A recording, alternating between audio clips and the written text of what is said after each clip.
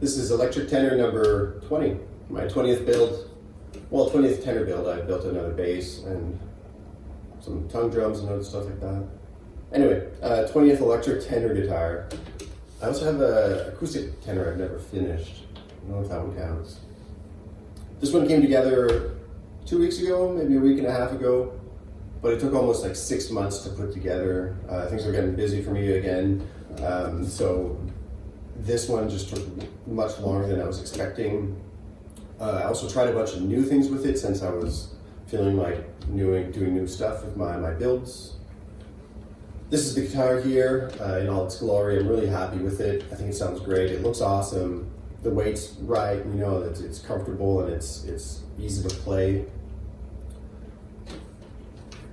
Here's the whole guitar. So let's talk about the woods for a second here. I did something new with the woods, so with the body and with the neck as well. Let's talk about the neck first. So this is a piece of roasted maple. I buy this from the local lumber store. I'm lucky enough to live close to a place that roasts wood in northern Brunswick, a place called Thermal Wood. And I live in Moncton, New Brunswick, so it's, I don't know, 3 hours away. So we have a lot of roasted maple that I have access to. And I wanted to do something a little bit different with this neck, just to kind of play around with it. Instead of doing a neck with a contrasting fretboard on top, I wanted to be more one piece, like the older Fender all maple necks, kind of like that look. But I still didn't want to do that because I didn't want to do a curved truss rod channel. So what I figured I could do is to buy a thicker neck stock. This is 5/4, so it's 1.25 inches wide. And what I figured I could do is zip a fretboard off and then build my neck all the way up to where I need to put the fretboard back on, and then I can index everything so that it's kind of opened up, if you will, did everything and then closed back up so it would look more or less like it was just still one piece of roasted maple. The grain would match, the color would match, all the roasting level, everything would match because it's literally, you know, taken from millimeters away from the same tree. So that's what I want to try with that one there.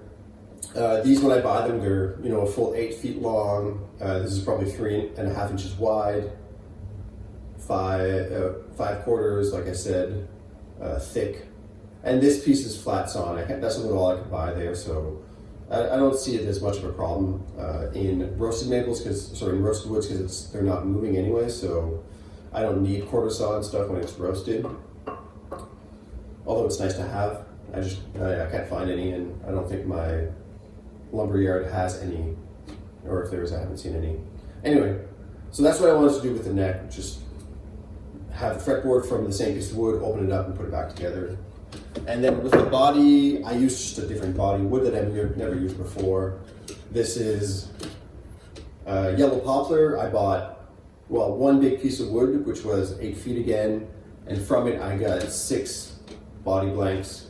Here I bought it at 2 inches, but there was a lot of warble in it, a lot of twist, so I brought it down to about 1 7/8 inches just to get it flat and expose a lot of surface area so I could start drying everything. Once I had it down to this body blank shape, I sealed both ends to let it dry slowly, naturally over the course of a couple of years. But it was already dry enough that I felt comfortable to build one for myself. This is sort of the other end of the board. The piece of wood that I used was at the worst part.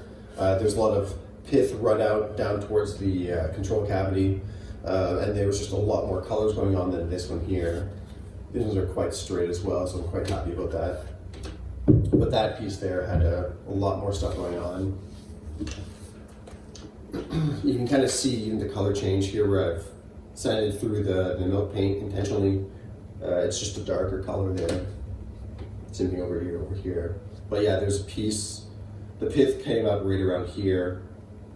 So I knew I wasn't going to sell this piece of wood, but I was okay with working on it for myself and having fun and experimenting. And then in the spirit of it, experimenting and learning, I just kind of changed as much stuff as I could along the way just to make it interesting for myself.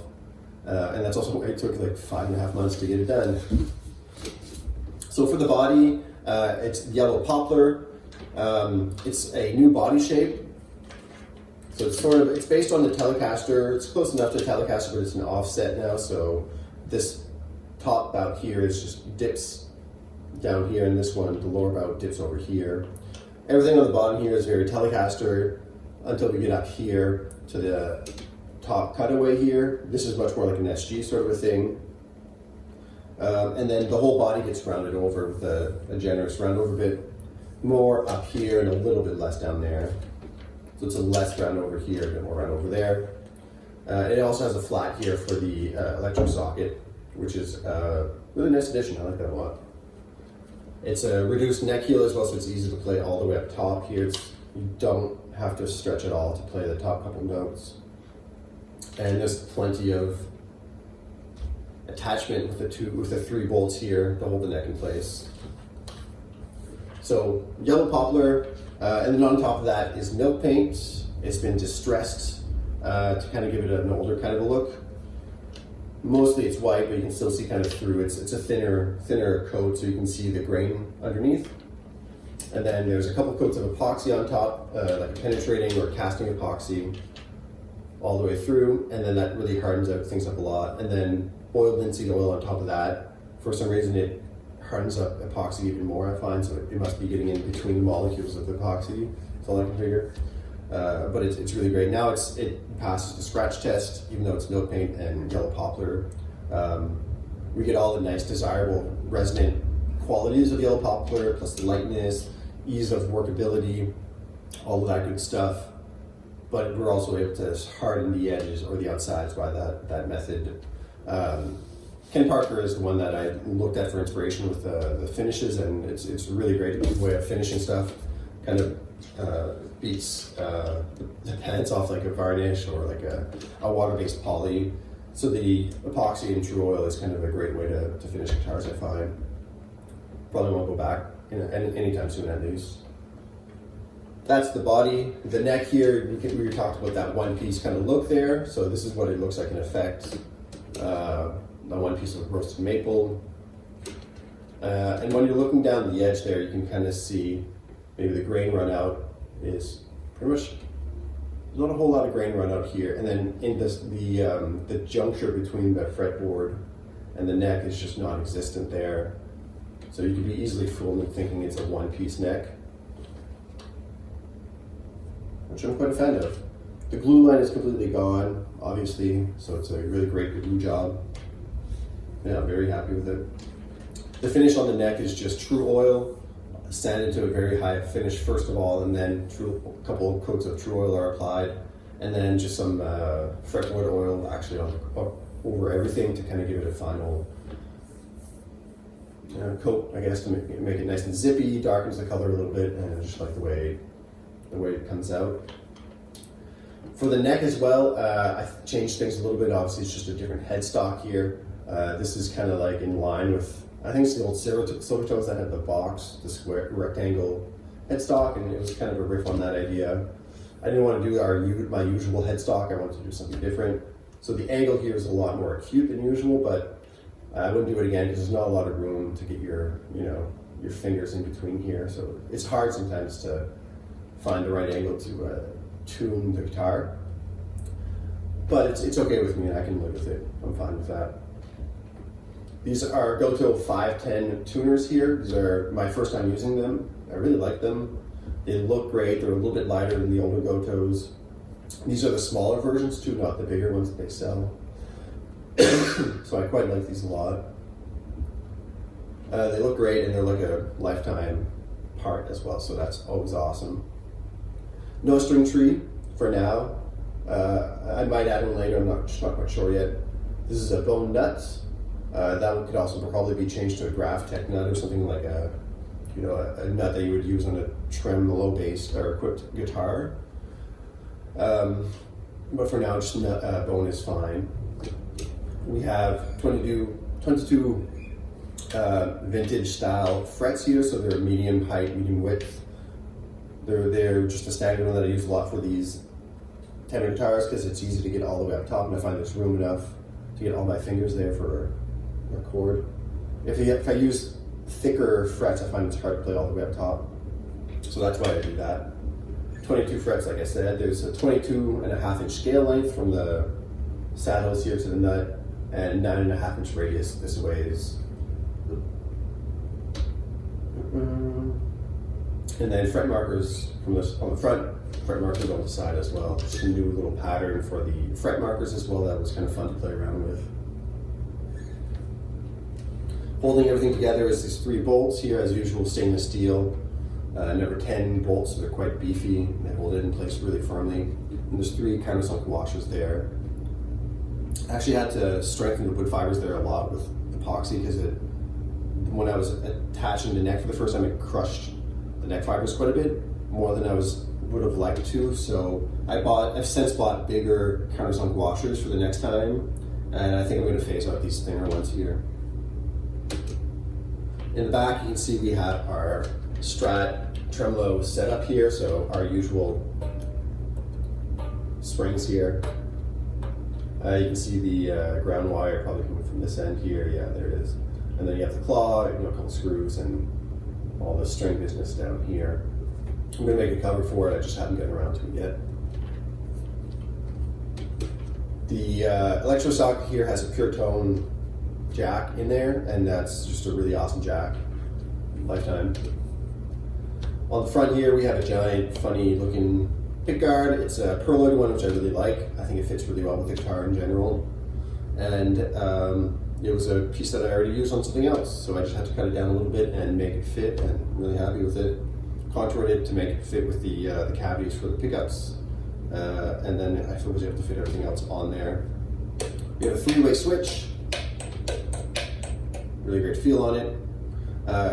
Tone and volume, these are Bourns potentiometers too, so they're nice and chunky the way I like it. These pickups are lipstick pickups. They're pretty cheap actually, they're like $10 each, so not the best quality, but they sound really awesome. I spent a lot of time making sure all the parts were right on this guitar when I was putting it together. So even if they're like lower quality pickups, the guitar itself sounds really awesome. I've ground all the cavities on the inside and ground them together as well, so there's very little RF interference there, even though these are single coils.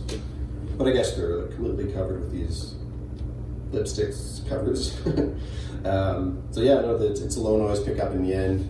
I'm not sure if it's great for heavy metal, but to my ears, it's more than acceptable, and the quality is there too. A lot of detail, a lot of highs as you would expect, and a lot of lows, kind of like a bell or a smile curve. So a lot of lows, not much in the middle, a lot of highs. And then also the tremolo unit. This is my first time trying this specific tremolo unit. I've tried 2 in the past on other guitars, didn't like them, but this one I really love. I've since ordered a bunch more.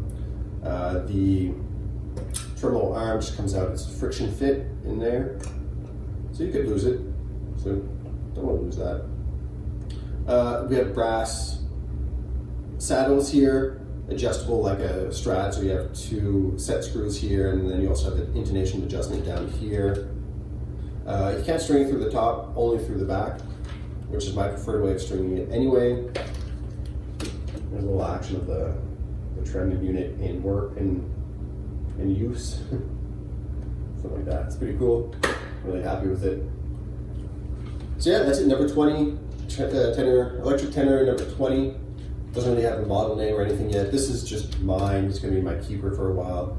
I think I might even get a baritone switch in here. I think I have room. So that might be a future modification to show the customers, like, you can have this and this and that and whatever, and the baritone could be a cool thing to add to other builds one day.